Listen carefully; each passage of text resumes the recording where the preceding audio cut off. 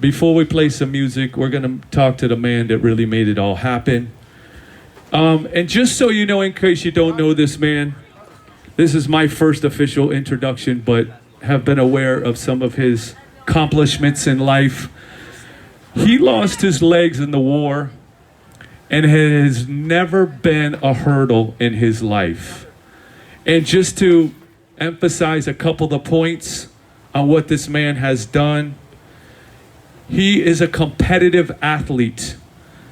He does the Tough Mudder races, sled hockey, downhill skiing, and these are just a few.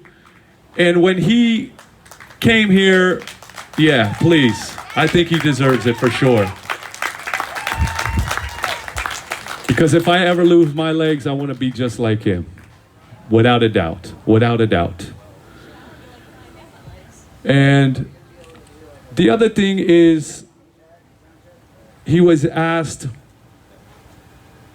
what was the most self-recognized accomplishment that you had made? And he said, climbing the Manitou Incline in the Colorado Springs and completing a Tough Mudder race in Colorado. Go 3 years in a row.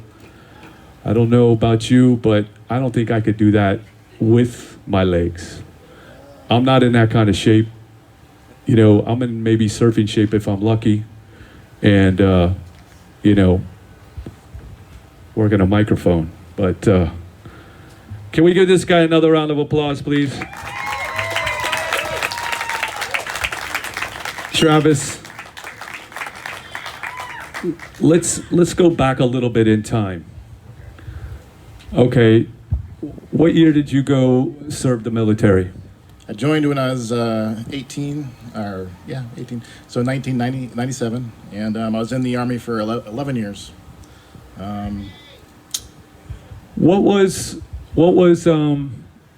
Travis doing at 18 before he went to the military? What was life like? You know, everybody's life is a little bit different, but you know, we can assume certain things, but we won't. We'll let you mention it. Oh, I got out of high school a couple years, and I don't know, I was working 2 jobs that were dead-end jobs, and I was like, I really want to join. So I did. And were you athletic at that time? And if you were, what were you involved in? I did football in high school, and I rode dirt bikes my whole life. So. Nice. And so then you went off, you served. When did it happen that you lost your legs? When and where? And, you know. Okay, well, so November 27th, which is coming up, 2006 is when I got injured in Baghdad. We're doing a night mission, and just I was inside of a Striker, and some of you guys probably don't know what that is. It's just a big truck the Army has now, and we just went down a road. My Striker was hit with an EFP, which is a roadside bomb, basically, but it punctured straight through right where I was sitting. So it took off my right leg instantly. My left leg was still there. And I mean, I was just talking to some of our friends over here. I don't know how I lived. I actually flatlined 4 times. So, but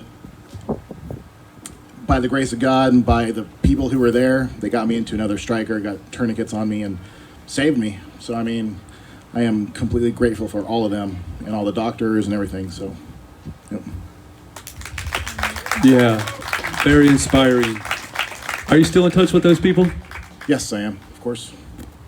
I would imagine so. So let's move forward. You get obviously discharged honorably from your services. You go home, rehabilitate, heal. Where did the point in your life, and what was it, that inspired you, a football player, a motocross guy, to get into all these other activities that, I mean, I think we can say that weren't your forte? What was, I think the root of it is, what is that inspiration that created that in you? Well, I mean, there was definitely a point in time where, especially when I was first injured, I mean, I didn't think I could do anything. And I I really struggled with, you know, what I can and can't do. The place that I was at, they had a lot of sports, kayaking and all kinds of stuff. So I learned to kayak, and I was starting to realize that you can still do everything that you want to do. It's just going to be different. And with everything that's happened with this last war and everything else, it's really pushed a lot of people to like come up with some really creative ways of doing stuff. I mean, this stuff was never here before. I mean, there was no mono skiing, there was no any of this kind of stuff, you know. And so, I mean, it's really pushed this, and there's so much stuff out there. There was a point where I went to Colorado to go skiing through a program that was there, and that's where I learned to mono ski. And I fell in love with it instantly. The speed, the fast, just going down. I mean, so once I started to realize that and seeing a lot of these people, I mean, both veterans and non-veterans were at this place that were injured, and they're all doing it. There's blind ones too, you know. I mean, it's just crazy. So I started to realize, you know, you can still do everything you want to do. You just got to do it different, and with enough effort and getting out there. You know, if there's something that isn't there, create it. You know, I mean, people are doing amazing things. So For sure, for sure.